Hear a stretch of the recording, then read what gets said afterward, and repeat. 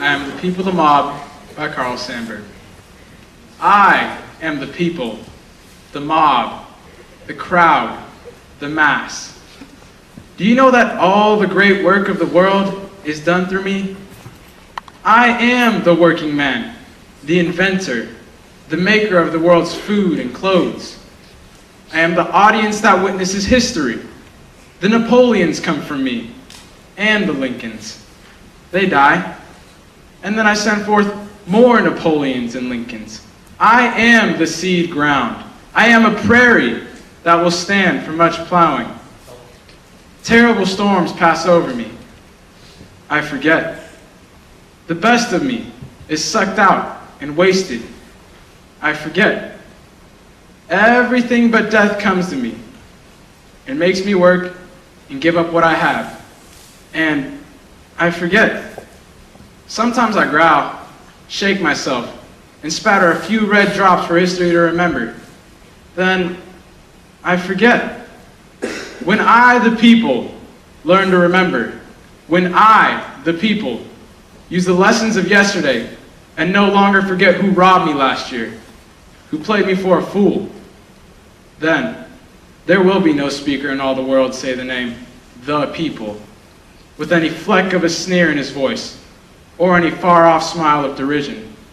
The mob, the crowd, the mass will arrive then. Thank you. Nathan Dang, and guys, we got a lot to get through, and he will be doing Scary Movies by Kim Adonizio. She'll tell you better.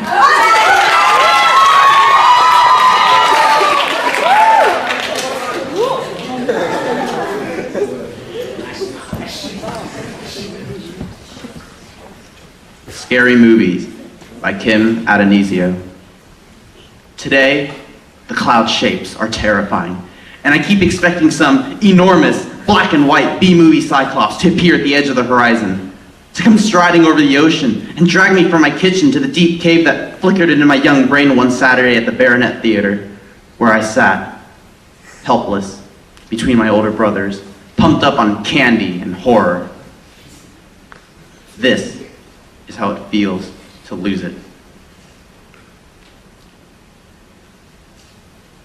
That cave, the litter of human bones gnawed on and flung toward the entrance. I can smell their stench as clearly as the bacon fat from breakfast. This is how it feels to lose it. Not sanity, I mean, but whatever it is that helps you get up in the morning and actually leave the house on those days when it feels like death in his brown uniform is cruising his panel truck through your neighborhood. I think of a friend's voice on our answering machine. Hi, I'm not here. The morning of her funeral. The calls filling up the tape. And the mail still arriving. And I feel as afraid as I was after all those vampire movies when I'd come home and lie awake all night, rigid in my bed, unable to get up even to pee because the undead were waiting underneath it. If I so much as stuck a bare foot out there in the unprotected air, they'd grab me by the ankle and pull me under. And my parents said there was nothing there. When I was older, I would know better. And now, they're dead. And I'm older. And I know better.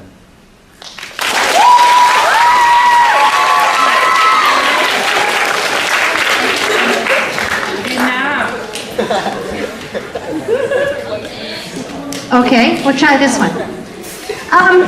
I live, this isn't true, but I live in a semi-rural area.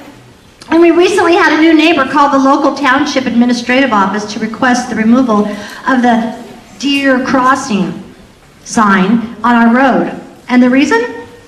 Too many deer are being hit by cars out here. I don't think this is a good place for them to be crossing anymore.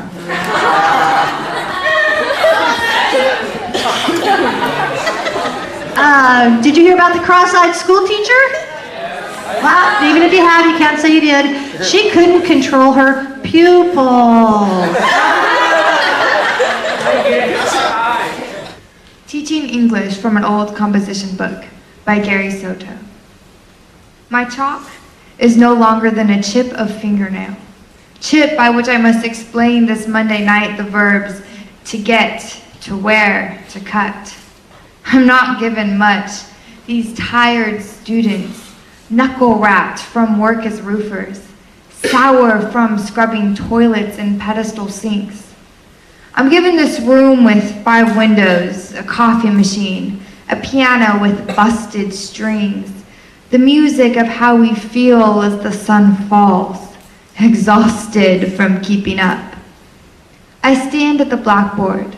The chalk is worn to a hangnail, nearly gone, the dust of some educational bone. By and by, I'm Cantyfloss, the comic busybody in front. I say, I get the coffee. I pick up a coffee cup and sip.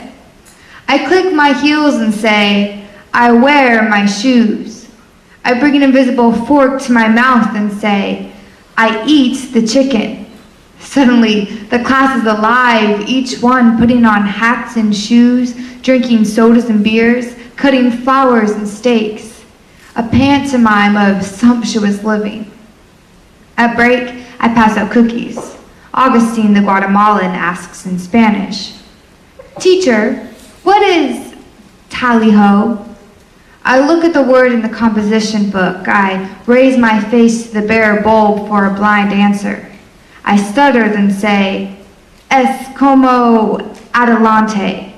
Augustine smiles, then nudges a friend at the next desk, now smarter by one word. After the cookies are eaten, we move ahead to prepositions. Under, over, and between. Useful words when La Migra opens the doors of their idling vans. At 10 to 9, I'm tired of acting and they're tired of their roles. When class ends, I clap my hands of chalk dust and 2 students applaud, thinking it's a new verb. I tell them, adelante, and they pick up their old books. They smile and in return cry, tally-ho, as they head for the door. Thank you. Our next poet is Anthony Mendoza, and he will be doing Domestic Violence by Yvonne Bolland.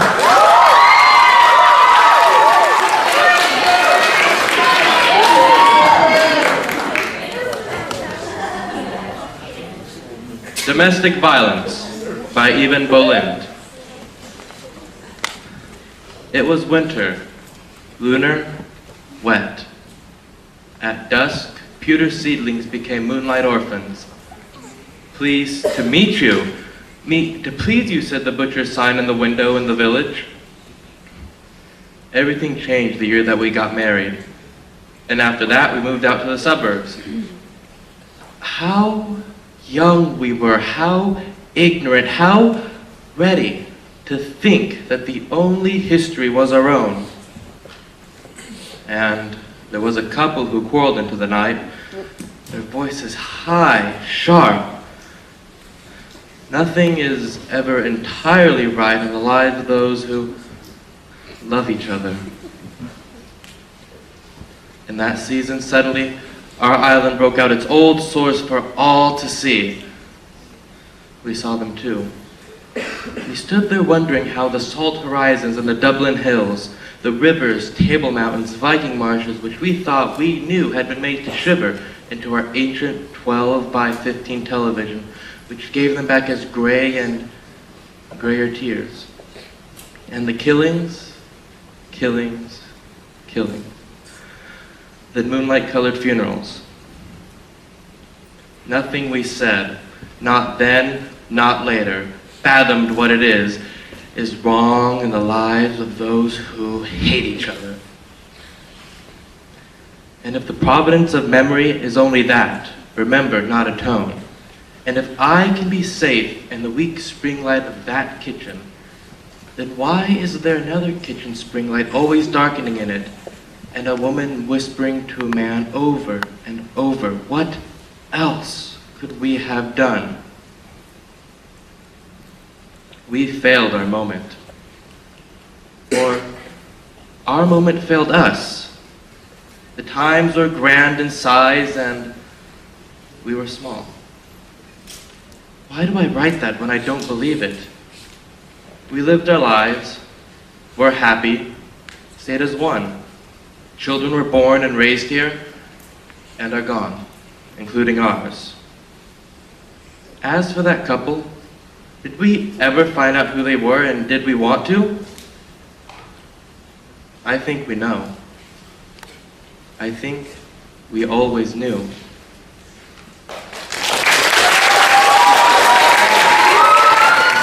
Deliberate by Amy Umatsu.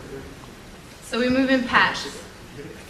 Learn to strut and slide, talk in a syncopated beat, because we want so bad to be cool. Never to be mistaken for white. Even when we leave these rowdier LA streets, remember how we paint our eyes like gangsters, flash our legs in nylons, sassy black high heels, or 2-inch zippered boots. Stack them by the door at night next to Daddy's muddy gardening shoes.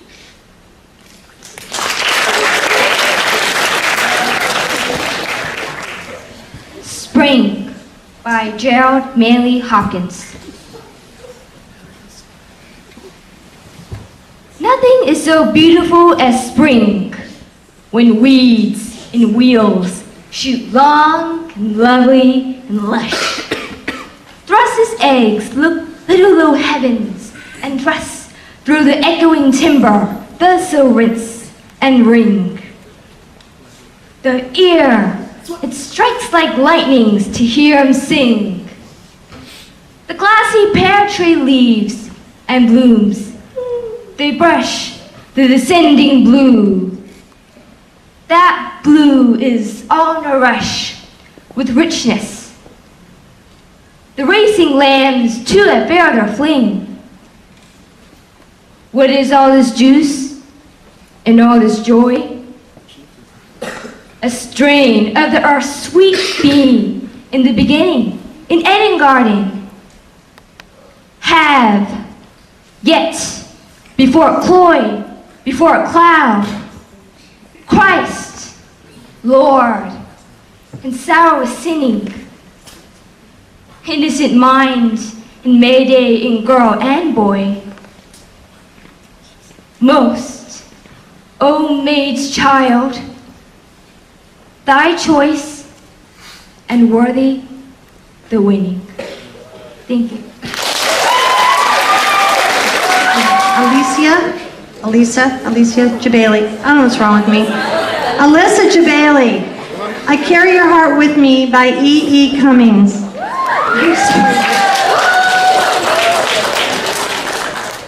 I Carry Your Heart With Me by E. Cummings. I carry your heart with me.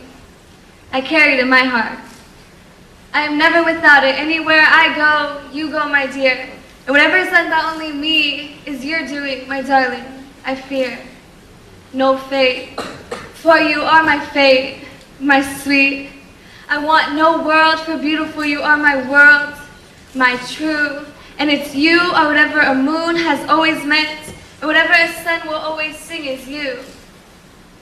Here is the deepest secret nobody knows. Here is the root of the root, and the bud of a bud, and the sky of a tree called life, which grows higher than soul can hope or mind can hide. And that and this is the wonder that's keeping the stars apart. I carry your heart. I carry it in my heart. Thank you. I'm Learning to Abandon the World by Linda Paston. I am learning to abandon the world before it can abandon me. Already I have given up the moon and snow, closing my shades against the claims of white. And already the world has taken my father, my friends. I have given up the melodic lines of hills, moving to a flat, tuneless landscape. And every night, I give my body up, limb by limb, moving upwards, across bone, towards the heart. But morning comes, with its small reprieves of coffee and birdsong. A tree outside the window, which was simply shadow moments ago, takes back its branches, twig by leafy twig. And As I take my body back, the sun lays its warm muzzle on my lap, as if to make amends. Thank you. No Coward Soul is Mine by Emily Jane Bronte. No coward soul is mine, no trembler in the world's storm-troubled sphere. I see heaven's glory shine, and faith shines equal, arming me from fear. O God within my breast, almighty, ever-present deity, life that in me hast rest, as I, undying life, have power in thee. Vain are the thousand creeds that move men's hearts, unutterably vain, worthless as withered reeds or idlest froth amid the boundless main. To waken doubt in one, holding so fast by thy infinity, so surely anchored on the steadfast rock of immortality. With wide, embracing love, thy spirit animates eternal years, pervades and broods above, changes, sustains, dissolves, creates and rears. Though earth and moon were gone, and suns and universes ceased to be, and thou were left alone, every existence would exist in thee. There is not room for death, nor atom that his might could render void, since thou art being in breath. And what thou art may never be destroyed. Thank you.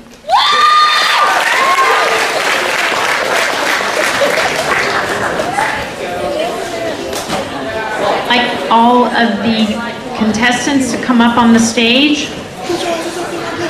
Go all the way down to the end, Carson, all the way to the end.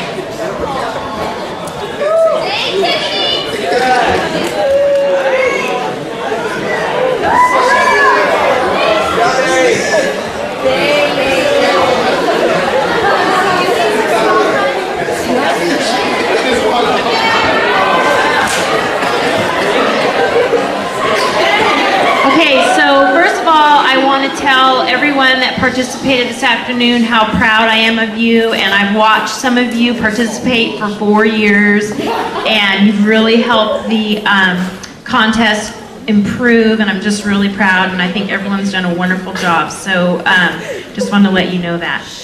So we're just going to wait a few minutes. I do have a certificate for each person, and then of course we have first, second, and third place prizes. So the person that wins, you will represent Center High School at the Sacramento County competition in February. So you'll have to get with me afterward. All right, so Miss Purdy, will you come help me hand out certificates?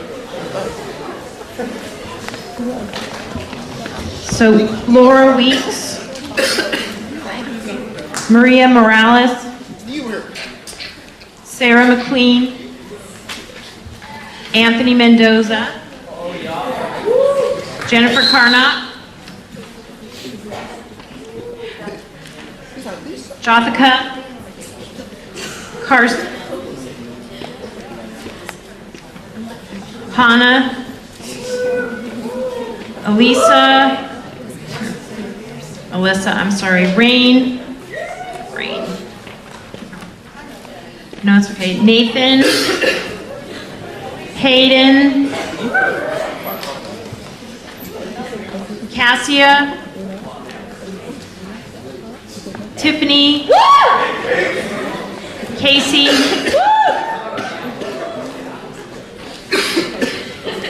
Tandy, and Gabe. Daddy.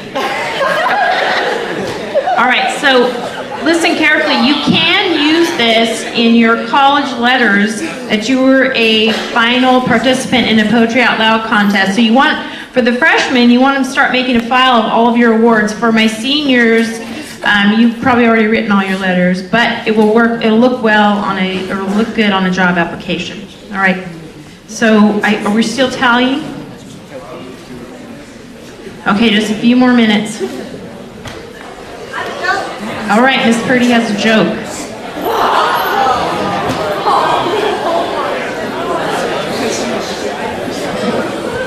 So, are you excited? I have a joke.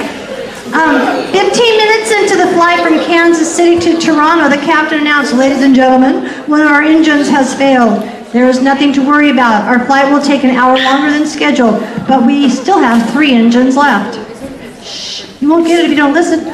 30 minutes later, the captain announced, one more engine has failed and the flight will take an additional 2 hours, but don't worry, we can fly on 2 engines. An hour later, the captain announced, one more engine has failed and our arrival will be delayed another 3 hours, but don't worry, we still have 1 engine left. A young blonde passenger turned to the man in the next seat and remarked, if we lose 1 more engine, we're going to be up here all day. Okay, so she calls her friend, and her friend says, she says to her friend, hello Maggie, it's Regis here from Who Wants to Be a Millionaire. I have Barbara here and she's doing really well, blah, blah. The next voice you hear will be Barbara's. There are 4 possible answers and 1 correct answer, and you have 30 seconds to answer. Fire away, Barbara. All right. Anyway, she answers cuckoo's nest, and then she wants to know, well, how did you know it was cuckoo? And she said, because everybody knows cuckoos are in a clock. That was funny. Okay, so no, I'm not going to do that. This is 3. Okay, this is, in our 3rd place winner is, I hope I say it right, Kasia or Kasia? Kasia Siakov.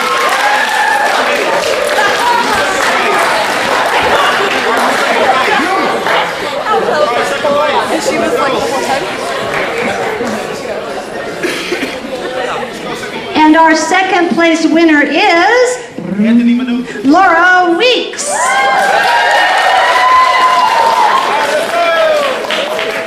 And the winner of the 2010 Poetry Out Loud contest, who will represent Center High School, is Tiffany Ellis.